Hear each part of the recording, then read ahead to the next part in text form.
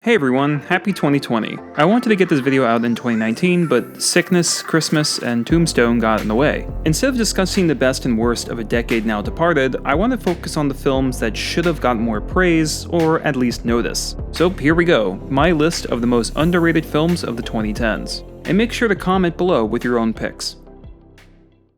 First is Good Time from 2017. I, like many others, wrote off Robert Pattinson as a woefully bad actor. Twilight is a turd cut into 5 pieces, and Cosmopolis is atrocious. But man, did he prove me wrong with this one. The character is fascinating, charismatic, sociopathic, and you don't for a second see the actor underneath it. The accent, mannerisms, and expressions solidifies the performance as arguably the best of the year. Good Time is luckily one of those films that grabs you early. It's fast and tense and doesn't really stop. It's a ride more than anything else. I'm willing to bet Shin Godzilla from 2016 features less action than any other Godzilla film. The plot mocks the ineffectiveness of bureaucracy, the endless red tape, approvals, and meetings to get anything done. Higher-ups fret constantly about public perception, while a giant monster wrecks the city. When what I'll call the coalition of nerds is assembled, it's like a breath of fresh air seeing people talk fast and act fast. Shin Godzilla looks cheap. The graphics are terrible, and this is the derpiest, dumbest design I think I've ever seen.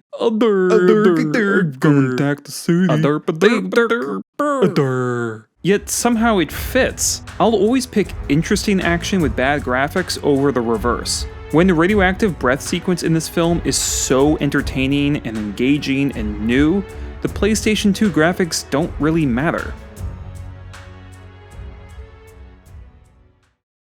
Next is Hanna from 2011. This movie serves as a callback to European flicks like Run Lola Run or La Femme Nikita. These were short, fast films that spent less time on plot and more on action and pacing. Energy was the name of the game, a pulsating beat kept alive by the electronic music and manic editing. It's a genre I want to see more of, and it's something Hanna nails. This still remains the only film wherein the badass little girl feels believable to me. She isn't sexualized or practically winking at the camera, she's grounded, with a character arc that covers the highlights and heartbreaks of discovering one's humanity. The music by Chemical Brothers fits the scenes like a glove, and the action, while not the best on this list, is still creative and contains real stakes. The fact that Joe Wright, director of Pride and Prejudice, can create a better action flick than the entire DCEU speaks louder than my mic will even allow.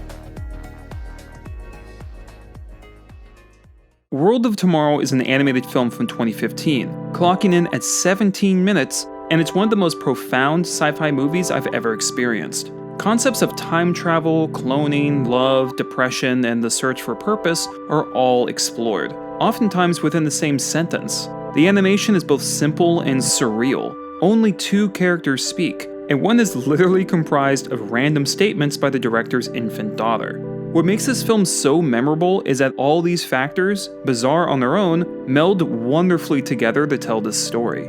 World of Tomorrow could have just been a weird little film, but the writing took me on a journey of surprising depth and self-reflection. There's a line at the end that's so beautiful it justifies viewing the film by itself.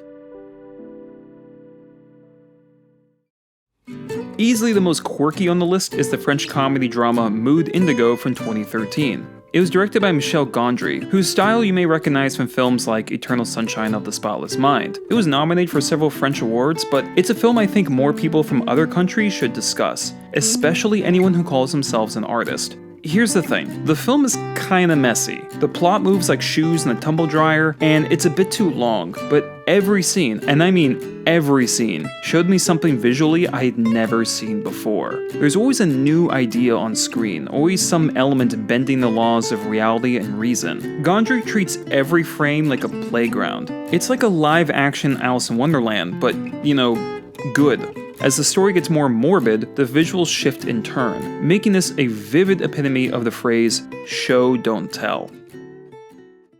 Locke from 2013 may have the worst elevator pitch of any film from the decade. It follows a man rushing to the hospital to witness the birth of a baby conceived out of wedlock, and during the drive he must manage a critical concrete pour for which he's supposed to be present. Yes, the entire film is Tom Hardy talking on the phone about infidelity, negotiation, and concrete.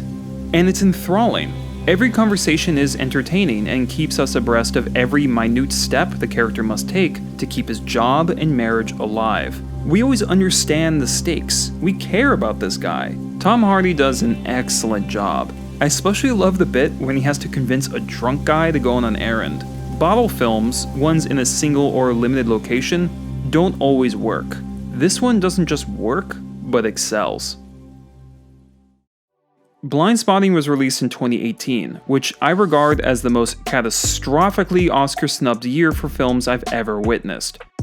Blindspotting centers on familiar scenarios of race and police brutality, but does so in a way more conceptual than other movies. The style is like BlacKkKlansman mixed with Sorry to Bother You, and the result is much superior to either one. The film also features a lot of rap, and even though I only like a handful of rap songs, and even though Hamilton really doesn't do it for me, it was a joy watching not only the colorful rap dream sequence, but also the casual rapping as our characters build verses in real time. Even the ending is like a rapid-fire Shakespearean monologue. The film addresses themes of purpose and racial identity in both black and white characters. And for this, as well as just being an incredible script, I think anyone can get something out of this.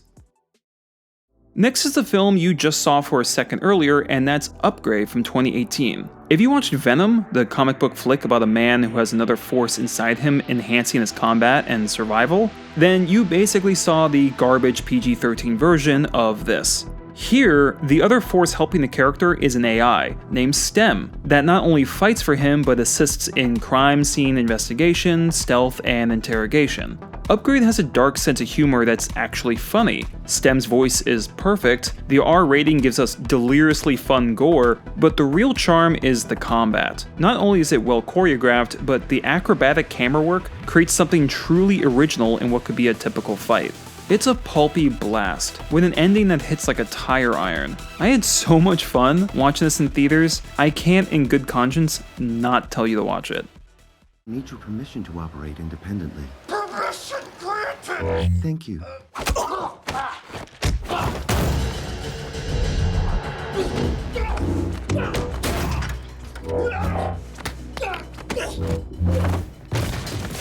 Second to last on the list is the 2011 adaptation of Jane Eyre, originally written by Charlotte Bronte. This is unfortunately the only film version I've seen. I'm also not familiar with any of the Bronte sisters' work, but what I can glean is that surrounding the formal language, themes of social class, and doily clothing is a gothic atmosphere. It's a heavy, almost macabre mood, reminiscent of Edgar Allan Poe, and it's something this particular movie does extremely well. The use of natural light is breathtaking. The close-ups are visceral. A single shot of a match lighting the tinders of a fire sent shivers down my spine. Even though the film has a dark, almost dour color palette, the experience is almost psychedelic. I know many guys watching this right now will probably shrug this one off, and that's okay, I get it. But if it means anything, Fassbender's character is fascinating to watch as a man. He's a tormented, unfiltered, ruggish brute, and paired with the small but steadfast Jane Eyre, the two are pure combustion.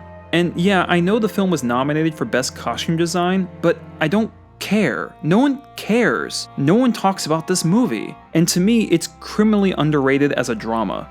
And if the ending makes you cry, thumbs up, because now we have something meaningful in common. Anyone who enjoys fight scenes, Asian films, or both needs to watch the 2010 South Korean film The Man from Nowhere right now. This film is awesome. What makes this stand out is exactly what I like about South Korean cinema in general. It's emotional, with evocative music and a great child performer, and yet it is utterly unflinching in its violence. There are several satisfying sequences in this film. There's a shootout toward the end that evolves into a knife fight that deserves to be on some kind of pedestal. The use of music during this scene is purposeful and smart. Foreign films are often ignored by American audiences and can also be hard to find. The Man from Nowhere is one I confidently recommend to anyone around the world. Just remember, there will be blood. So, don't watch it with grandma. And that's my list. Make sure to comment with your own and check out other videos on my channel.